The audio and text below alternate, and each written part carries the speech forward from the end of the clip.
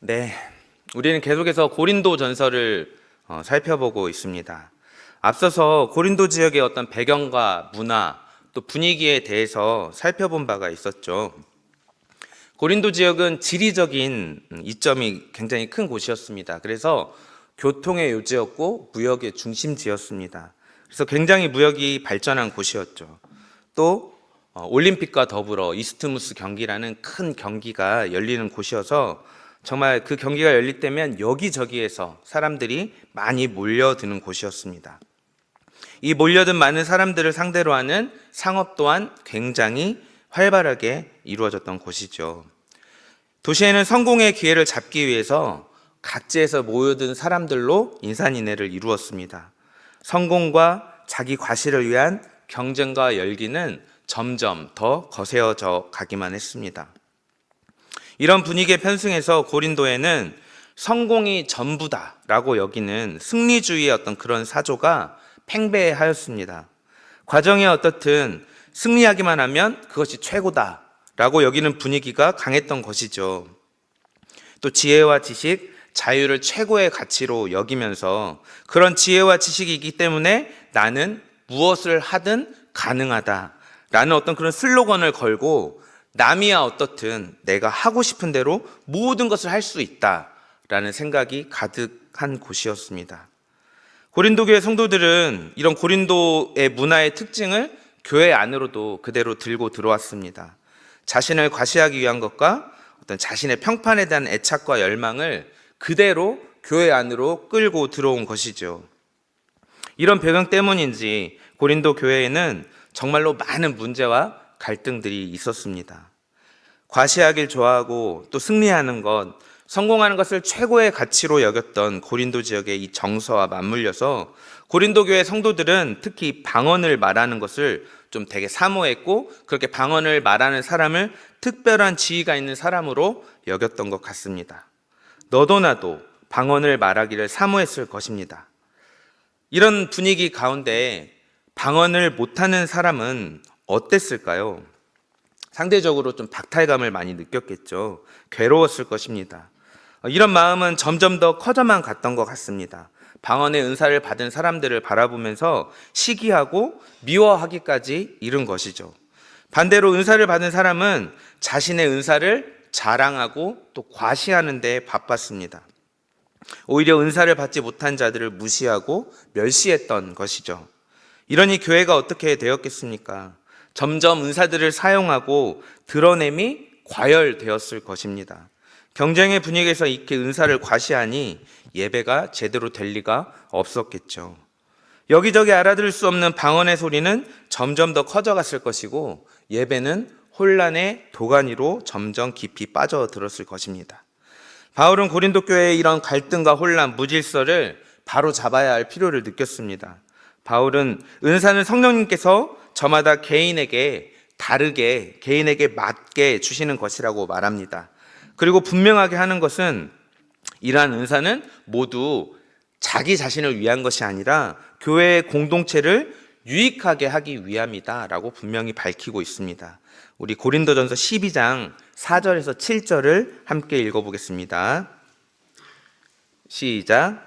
은사는 여러 가지나 성령은 같고 직분은 여러 가지나 주는 같으며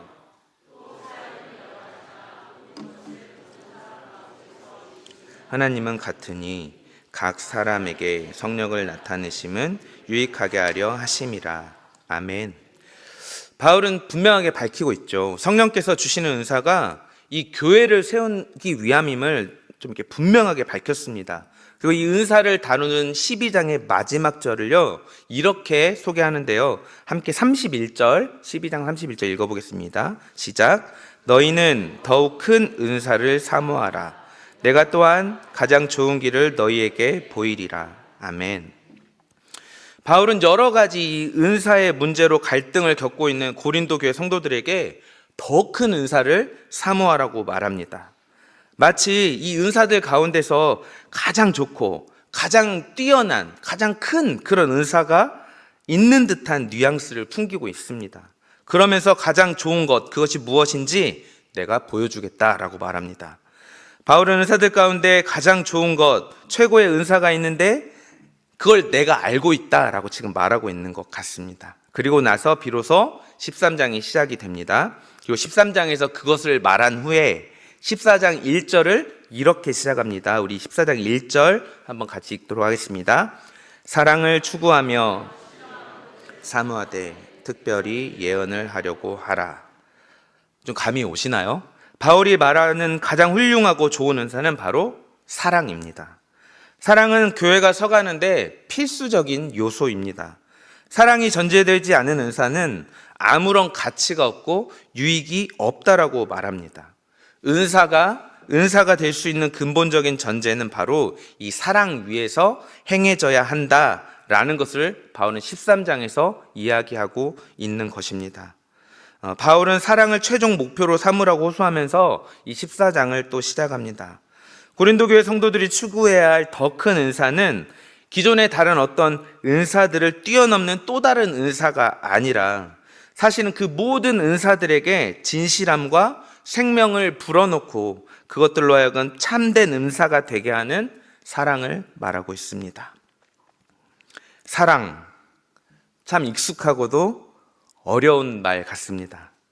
여기 계신 분들 가운데서 내가 살면서 단 한 번도 사랑을 해보지 않았다라는 분이 있을까요? 예, 이런 분위기를 기대했던 건 아닌데요. 우리는 모두 사랑하고 살죠. 이 사랑을 무엇이라고 말할 수 있을까요?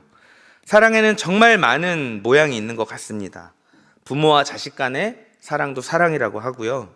친구끼리의 우정도 어떤 면에서는 사랑이라고 할 수 있습니다. 한 번도 만난 적 없지만 어떤 대상이나 사물을 향한 뜨거운 마음 또한 사랑이라고 할 수 있겠습니다. 가장 대표적으로 남녀 간의 사랑도 있겠죠. 이것처럼 우리는 누구나 사랑하고 또 사랑받으며 살아갑니다. 그런데 사실 이 사랑이 무엇이냐라고 막상 정의해보라고 말한다면 사랑은 이것이야 라고 딱 떨어지게 정의하기가 너무 어렵습니다. 이런 거죠. 뭔지는 알겠는데 딱 떨어지게 설명하기에는 정말 애매하고 이렇게 말하기에는 또 뭔가 부족한 그런 것이죠. 그렇다면 오늘 본문에서 바울이 이야기하는 이 사랑은 무엇일까요? 바울은 이 사랑을 통하여서 교회를 세우고 성도 간의 모든 갈등과 분쟁을 잠잠하게 하려고 시도하고 있습니다. 바울이 말씀을 통하여 우리에게 알려주고자 한 그 진정한 사랑에 대해서 우리가 무엇인지 함께 살펴보고 싶습니다. 먼저 바울은 사랑에 대하여서 이렇게 말합니다. 사랑은 누리는 것이 아니라 배려하는 것입니다. 여기 우리에게 주시는 하나님의 말씀이 있습니다. 우리 13장 4절에서 7절을 함께 읽어보도록 하겠습니다. 사랑은 오래 참고 사랑은 온유하며 시기하지 아니하며 사랑은 자랑하지 아니하며 교만하지 아니하며 무례히 행하지 아니하며 악한 것을 생각하지 아니하며 불의를 기뻐하지 아니하며 진리와 함께 기뻐하고 모든 것을 참으며 모든 것을 믿으며 모든 것을 바라며 모든 것을 견디느니라. 아멘. 네, 굉장히 유명한 말씀이죠. 저 어렸을 때도 저희 집 안방에 이게 이렇게 뭐라고 하죠? 캘리그래피는 아니고 그때 당시에 이렇게 서예 같은 걸로 써가지고 저희 부모님이 걸어 놓았던 것이 기억이 납니다. 바울은 이 4절에서 7절을 통해서 사랑에 대해서 묘사하고 있습니다. 바울은 이 사랑의 모습을 긍정적인 것 2가지와 또 부정적인 것 8가지 그리고 다시 긍정적인 것 5가지로 말합니다. 바울이 말하는 사랑에는 특징이 하나 있는데요. 첫째는 사랑의 모습을 모두 동사로 표현하고 있다는 것입니다. 바울이 말하는 사랑에 대한 이 이야기, 묘사는 추상적인 어떤 개념에 대한 묘사가 아니라 사랑이 실제로 어떤 행동으로 드러나야 하는지에 대해서 구체적이고 또 역동적인 모습으로 지금 설명하고 있습니다. 또 하나는 특징은 바울은 사랑이 어떤 모습으로 행해져야 한다라고 이야기하는 것 같은데 사실은 이런 모습으로 행해져서는 안 된다라는 그 반대를 얘기합니다. 사랑이 행해서는 안 되는 모습들에 대해서 지금 이야기하고 있는 것이죠. 처음에 제시된 오래 참음과 온유함도 사실은 모두 절제에 관련된 이야기입니다. 이런 바울의 의도를 살펴보면 바울은 사랑은 이런 것이야, 사랑은 정말 아름다워, 사랑은 고귀해, 사랑은 정말 소중한 것이야 라고 그 사랑을 예찬하는 것이 지금 아닌 걸 알 수 있죠. 바울은 이렇게 사랑으로서 드러나선 안 되는 행위들에서 말하면서요, 그 깊은 의도 가운데 이 사랑의 모습에서 한참 벗어난 고린도 교회의 성도들에게 좀 이렇게 따끔하게 충고하고 있는 것입니다. 이는 아름다운 사랑 노래가 아니라 고린도 성도들의 일탈에 대한 따끔한 꾸지람과 또 애절한 호소로 우리는 볼 수 있습니다. 세 번째 바울이 말하는 이 사랑의 특징은요, 모두가 예수 그리스도의 모습이라는 점입니다. 바울이 말한 사랑의 모습을 하나하나 살펴보면 모두 다 바울이 그토록 닮고 싶었던, 그토록 따라가고 싶었던 예수님께서 먼저 행하여 몸소 보여주신 성품들입니다. 다르게 말한다면 바울이 고린도 성도들에게 요구하는 이 사랑은 모두 다 예수님을 통해 나타난 그 하나님의 성품을 토대에 두고 있습니다. 바울은 이 모든 것을 본받고자 몸부림쳤습니다. 그리고 그런 자신의 모습을 고린도 교회 성도들에게 보여주면서 너희도 나를 따라오라 라고 말하고 있습니다. 바울이 열거하는 이 사랑의 모습들을 하나하나 다루기에는 너무나 시간이 짧고 아쉽습니다. 그래서 우리가 이것들을 좀 축약해서 요약해 본다면 7절로 요약할 수 있을 것 같습니다. 우리 7절 함께 읽도록 하겠습니다. 모든 것을 참으며 모든 것을 믿으며 모든 것을 바라며 모든 것을 견디느니라. 아멘. 사랑은 모든 것을 참아내는 것입니다. 바울은 자신과 바나바가 이 고린도 교회의 경제적인 후원을 받을 수 있는 마땅한 권리가 있었지만 이를 전혀 사용하지 않았죠. 오히려 모든 것을 견뎠다고 말합니다. 사랑은 내가 아닌 다른 사람의 유익을 기뻐하면서 이를 위하여서 때로는 내가 당연히 요구할 수 있는 그런 권리까지 포기하게 만드는 것임을 알 수 있습니다. 뿐만 아니라 답답하고 안타까운 상황을 이렇게 견뎌내고 참아내는 것 또한 사랑이라고 말합니다. 사랑은 다양한 형태의 견디는 모습을 만들어냅니다. 사랑으로 견디는 일에는 상대방을 향한 이 신뢰까지도 포함됩니다. 그래서 사랑은 모든 것을 신뢰한다고 말할 수 있는 것이죠. 여러분, 신뢰는 저절로 생기지 않습니다. 또 내가 누군가를 신뢰한다고 해서 그 결과가 항상 좋으리라는 보장도 없습니다. 현실 속에서는 이 신뢰가 무너질 때가 많고 이 신뢰가 배반당할 때도 너무나 많습니다. 그렇지만 사랑은 내가 배반당할지도 모르니까 그 가능성을 재가면서 내가 신뢰할지 말지 저울질하지 않는 것이죠. 그것은 상대를 배려하는 사랑이 아닙니다. 실제로는 이 모든 것을 뛰어넘는 끈질긴 이 신뢰가 그 변할 것 같지 않고 나를 늘 배신하던 사람을 변하게 하는 것을 우리는 많이 볼 수 있습니다. 이렇게 배반당할 위험을 감수하면서도 내가 상대를 신뢰하는 것은 그 사람을 향한 희망을 버리지 않기 때문입니다. 7절에 모든 것을 바란다 라고 번역된 구절은 모든 것을 희망한다 라고 번역할 수 있습니다. 현실에서 또한 희망을 지키는 일은 쉬운 일이 아니죠. 상대를 향해서 희망을 버리지 않는 과정은 때로는 그에게서 모욕과 수치를 받는 결과를 감당해야 될 때도 있습니다. 이 모든 것을 참아내는 인내가 필요한 것이죠. 인내는 그저 내가 남이 날 때린다고 매를 참아내는 좋은 맷집과 같은 것을 말하는 것이 아닙니다. 불리하고 위태한 상황 속에서도 내가 진리라고 여기고 지켜야 된다라고 믿는 그것을 굳게 지니고 꺾이지 않고 살아내는 적극적인 행동을 말합니다. 고린도 교회 성도들은 이런 바울의 가르침을 몰랐던 것이 아닙니다.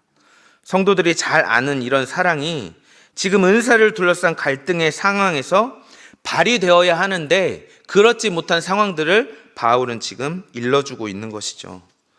사랑하는 성도님들, 우리는 이 유명한 말씀을 정말 수도 없이 들었고 또 보았습니다. 우리 또한 이런 사랑을 모르는 것이 아닙니다.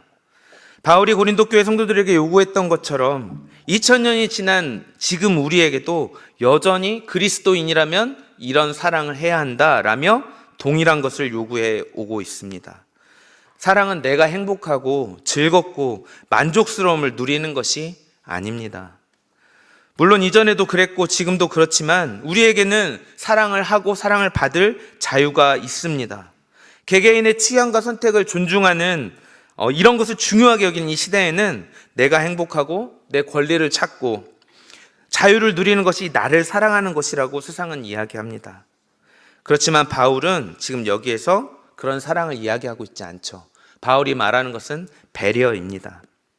내 자신의 자유와 권리를 스스로 제한하면서 내 옆에 앉은 공동체의 지체들을 위해서 참아내고 또 신뢰해주며 그들을 위하여 희망을 버리지 않고 인내하는 것이 사랑인 줄 믿습니다.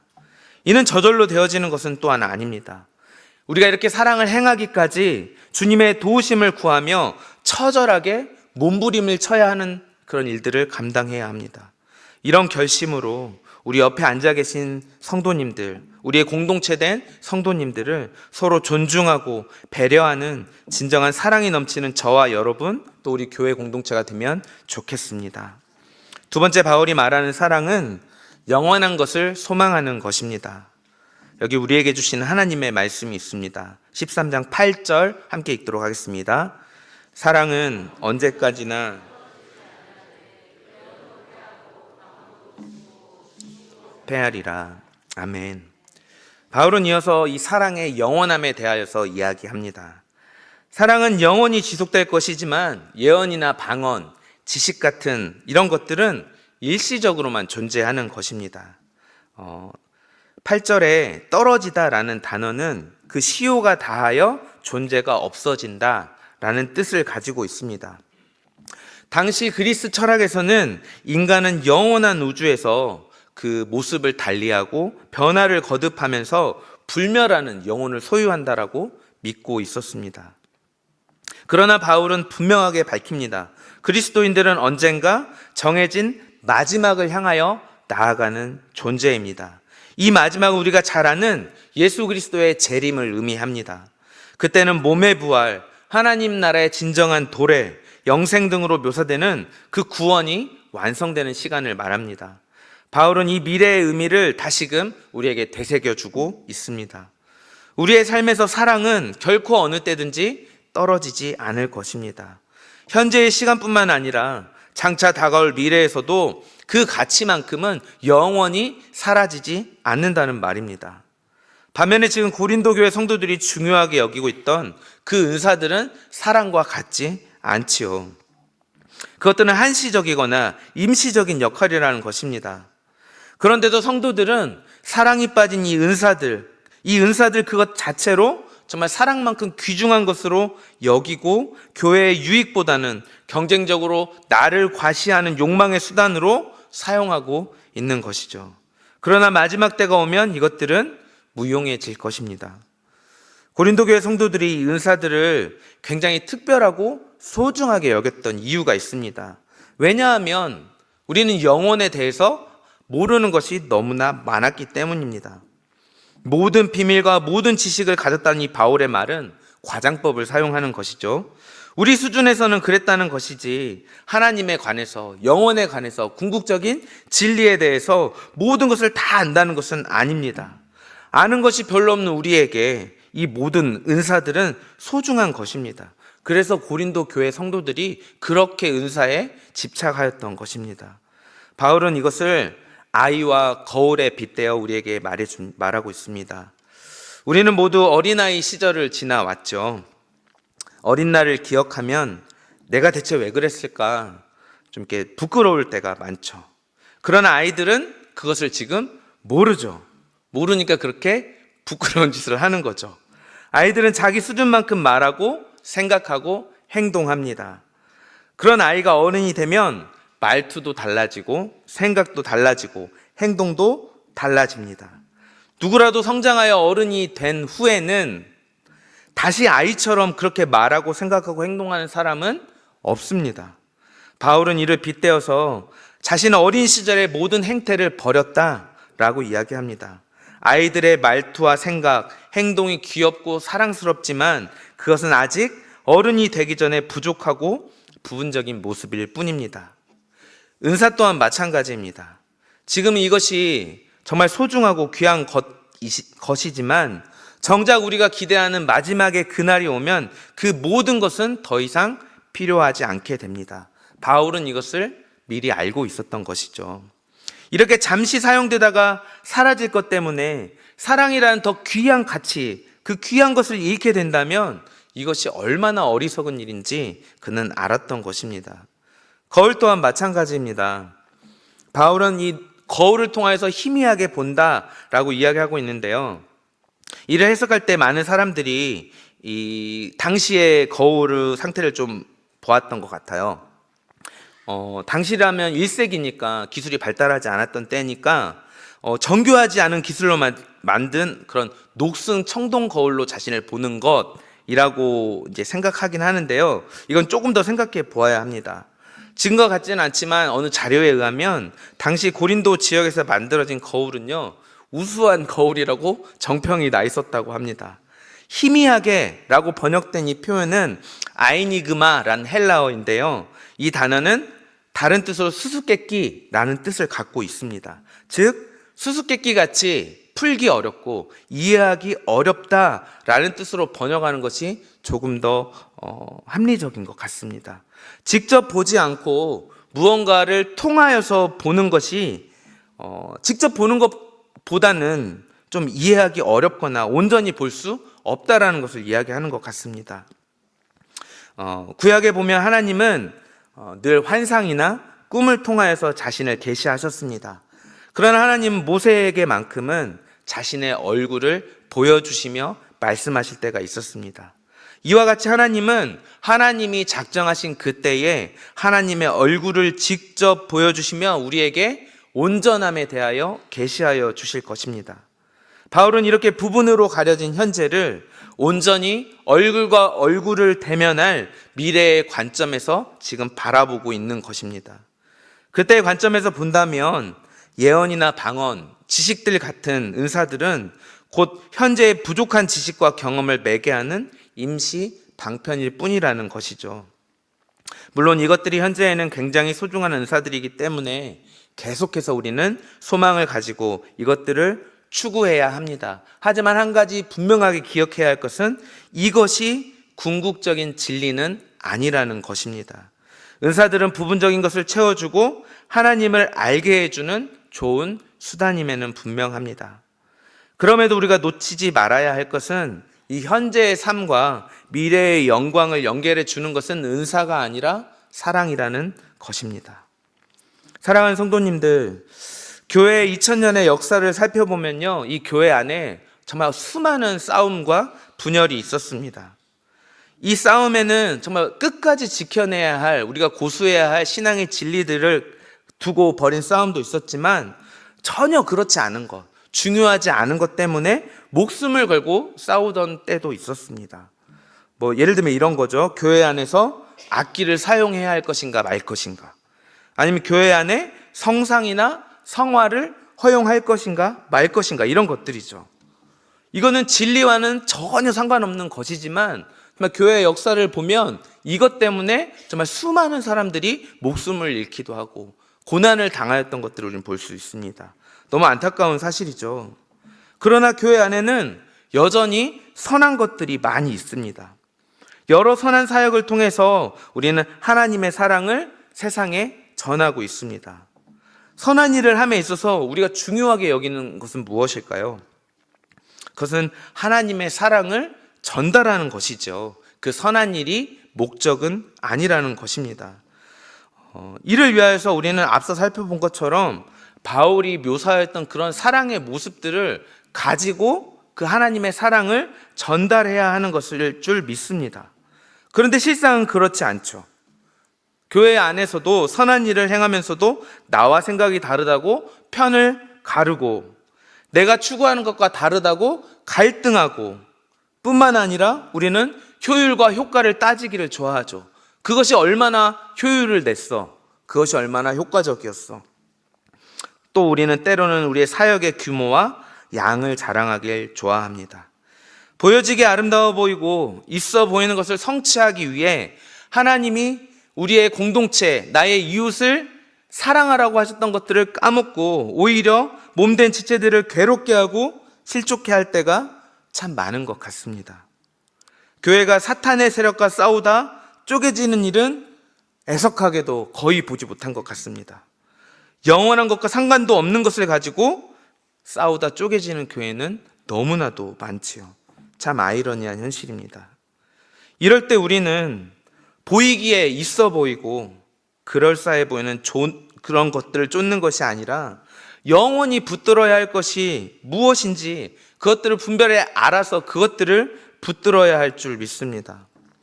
아직 보이지 않고 온전하지 않은 그 마지막 때에 온전히 계시될 그 사랑을 우리가 붙든다는 것, 선택한다는 것은 지금 당장은 미련해 보이는 일입니다. 합리적으로 보이지 않을 때도 있습니다. 오히려 어리석어 보일 때도 많죠. 그럼에도 무엇이 진짜이고 무엇이 진리인지를 알고 있는 사람은 지혜로운 선택을 합니다. 서로 사랑하는 것, 서로 배려하는 것, 서로를 위해서 참아주고 견뎌주고 기대하는 것, 희망을 버리지 않는 것, 우리가 굳게 붙들어야 할 영원한 진리인 줄 믿습니다. 세 번째 바울이 이야기한 사랑은요, 자기를 부인하는 것입니다. 여기 우리에게 주시는 하나님의 말씀이 있습니다. 우리 1절에서 3절 함께 읽도록 하겠습니다. 내가 사람의 방언과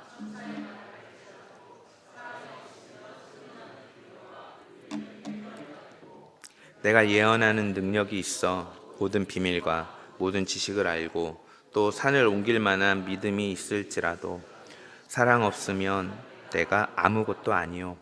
내가 내게 있는 모든 것으로 구제하고 또 내 몸을 불사르게 내줄지라도 사랑이 없으면 내게 아무 유익이 없느니라. 아멘. 바울은 8장 1절에서 이미 사랑은 덕을 세운다 라는 말로 이 고린도전서의 핵심을 가르친 적이 있습니다. 경쟁심이 아니라 사랑으로 은사를 발휘할 때 교회는 든든히 서간다는 것을 알았습니다. 사랑으로 은사를 발휘하지 않았을 때 우리가 맞이하는 결과는 우리의 지체된 다른 이웃들, 우리의 공동체의 지체들의 마음을 상하게 하고 이를 통해 교회가 하나됨을 이룰 수 없는 것뿐입니다. 바울은 고린도에서 우상을 섬기던 자들을 빗대어서 이야기하고 있습니다. 고린도에는 당시에 디오니소스와 퀴벨레라는 신을 섬기던 자들이 많이 있었던 것 같습니다. 디오니소스는 포도주의 여신이고요. 퀴벨레는 야생동물의 여신이었습니다. 이들의 제의는요, 광기에 사로잡혀서 드리는 것으로 유명했는데요. 이들이 예배할 때 특징이 소리나는 구리와 울리는 꽹과리를 요란스럽게 사용했다는 것입니다. 시끄러운 소음과 함께 그 광기 어린 몸부림이 절정에 다다르면 그들은 산 짐승을 잡아서 산채로 조각조각 내고 그것을 생으로 먹었다고 합니다. 생각만 해도 끔찍하죠. 이들은 자신들이 섬기는 신과 접촉하기 위해서 열렬히 아무 의미 없는 그 소리나는 구리와 꽹과리를 두드렸을 것입니다. 이것은 그저 소리에 불과합니다. 선율이 아름답지도 않았을 것이고 굉장히 날카로운 소리로 사람들의 온 신경을 긁어대는 그런 소리였을 것입니다. 바울은 사랑 없이 방언을 말하고 은사를 사용하는 사람들도 이와 똑같이 거슬리는 행동을 한다라고 말합니다. 그들이 방언을 하고 심지어 천사의 말을 한다 할지라도 그것은 극도로 거슬리는 소음에 불과하다는 것입니다. 이들은 다른 사람이 어떻든 나의 열심과 과시로 몸된 지체들의 감정과 마음을 짓밟아 버리는 것이나 마찬가지인 행동을 했던 것이죠. 두 번째 사례는 두 개의 이미지가 겹쳐집니다. 예언과 지식에 대한 것인데요. 바울은 실제로 자신을 하나님의 비밀을 맡은 사람이라고 말한 바 있습니다. 하나님의 비밀이 그에게 전해졌다라고 믿고 있었습니다. 실제로 자신을 그렇게 인식을 했다는 것이죠. 그런 바울일지라도 비밀에 대해서 모든 것을 다 알 수는 없습니다. 그런데 만일 바울이 이렇게 가정하는 것이죠. 내가 이 모든 비밀과 지식에 통달한 사람이라고 해봅시다. 이 얼마나 대단한 일이었겠습니까? 특히 크고 비밀한 지식에 대한 열망이 있었던 이 고린도 교회 성도들에게는 더더욱이나 그런 바울의 가정에 좀 이렇게 가슴이 벅차오르는 것을 느꼈을 수도 있겠습니다. 여기 한 가지 더 붙여서 바울은 자신이 산을 옮길 만한 정말 큰 믿음 또한 소유하고 있다라고 가정합니다. 이 말을 듣는 고린도 교회 사람들은 만약이라고 바울이 가정한 거겠지만 일말의 가능성을 좀 열어놓고 있지 않았을까요? 왜냐하면 바울은 앞서서 자기가 하나님의 비밀을 소유한 자라고 밝힌 바도 있고 딱 볼 때 바울은 뭔가 좀 있어 보이니까 바울이 가정은 했지만 저거 정말 진짜 아닐까? 라는 어떤 그런 조그마한 상상에 정말 가슴이 좀 벅차 올랐을 것입니다. 바울이라도 정말 그런 경지에 올랐다라면 정말 너무나 멋지고 부러운 일이다 라는 생각을 하고 있는 그때에 바울은 고린도 교회 성도들에게 이렇게 정확하게 이야기합니다. 내가 만약 그런 경지에 정말로 도달한 사람일지라도 나에게 사랑이 없으면 나는 아무것도 아니다. 아무것도 아니다입니다. 아무것도 아닌 게 무엇인지 아십니까? 정말 작은 전만한 그런 어떤 것도 1도 없다라고 하죠, 우리가. 그런 여지조차도 없는 그런 상태, 정말 전무하다라고 할 수밖에 없는 그런 상태를 바울은 말하고 있는 것입니다. 나에게 사랑이 없다면 세상 모든 사람들이 나를 바라보며 우러러보고 추켜 세운다 할지라도 나는 아무것도 아니다라고 고백하고 있는 것이죠. 하나님 앞에서 우리 존재의 가치는 내 지식이 얼마나 깊은가, 내 믿음이 얼마나 큰가, 그 크기가 아니라 하나님이 나를 인정해주고 알아주실 때에야만 생기는 것인 줄 믿습니다. 예수를 믿는다고 하면서 하나님께 사랑받은 자라고 이야기하면서 이웃을 배려하지 않고 존중하지 않고 사랑하지 않는 것은 하나님의 사랑을 경험하지 못한 것이나 마찬가지입니다. 하나님의 사랑에 닿아 있는 사람이라면 결코 하나님의 명령, 이웃을 사랑하라는 명령, 이것을 무시할 수 없습니다. 마지막으로 바울은 이렇게 말합니다. 내가 나의 가진 모든 것을 들여 선한 일을 하고 나의 몸을 불사르게 내어줄지라도 사랑이 없다면 아무 유익이 없다라고 이야기합니다. 바울은 자신의 전 재산을 들여 구제 행동을 한 것에서 더 나아가서 한 가지 상황을 더 얹어서 가정합니다.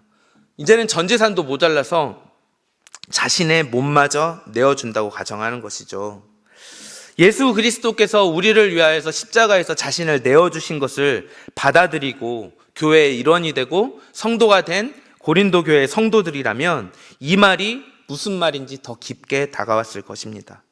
극단적인 헌신과 희생, 예수 그리스도를 닮은 그런 희생을 말하고 있는 것이죠. 고린도 교회 성도들은 바울의 이 말을 듣는 순간 예수님을 떠올렸을 것입니다. 그렇지만 바울은 다시 이야기합니다. 만약에 이런 행위에도 사랑이 없이 그 일들이 행해졌다면 아무리 큰 희생과 아무리 큰 헌신이다 할지라도 그것은 아무런 유익을 주지 못하는 것이다 라고 말합니다. 이런 희생의 동기가 타인을 향한 사랑에 있었다면 그것은 의미 있고 가치 있는 일이 될 것입니다. 그러나 그 안에 사랑이 없다면 그것은 아무리 위대해 보이는 희생이었어도 무가치한 것입니다. 사랑하는 성도님들, 은사는 하나님께서 교회에게 주시는 선물입니다.